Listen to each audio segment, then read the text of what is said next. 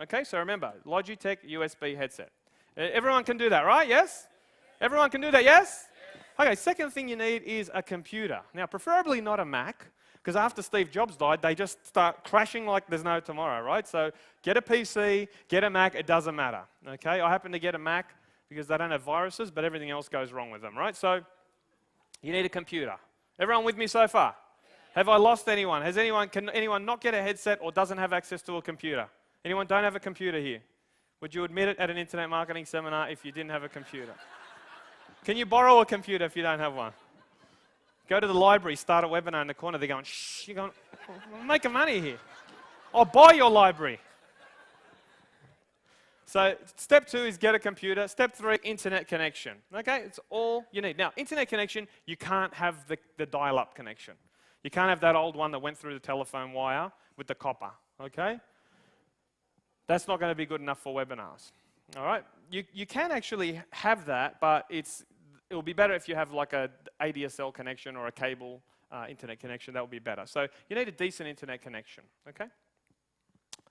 And then what you need to do is you need to choose what kind of webinar you're going to present. Now, when I was just joking around there, I was interviewing an expert. I was just joking around, but I was showing you the interview expert model. The first type of webinar that you can run, now many of you in this room have different things you can talk about, I know. You could run a show and tell webinar. In my first show and tell webinar, I generated $25,000 in 90 minutes using this strategy. In fact, Daniel Wagner, this guy here, is an internet marketer from the UK or from Cyprus. We did a webinar and made $25,530. In fact, he sat there at the end and he goes, I can't believe I haven't been doing this stuff you're teaching.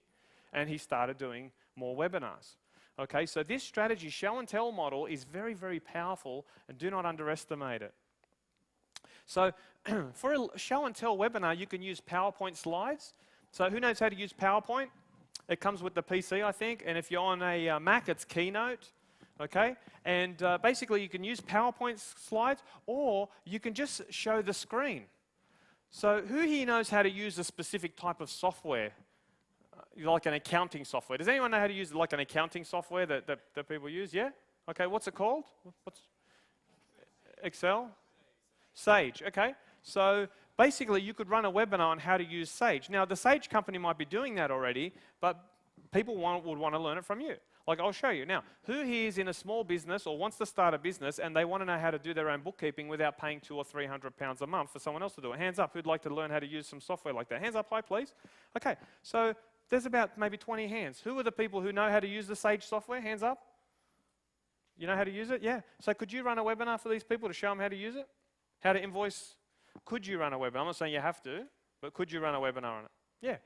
And do you have a product to sell right now? Can you sell it and make money from Sage? Do they have an affiliate program? Do you know if they do or they don't? They do?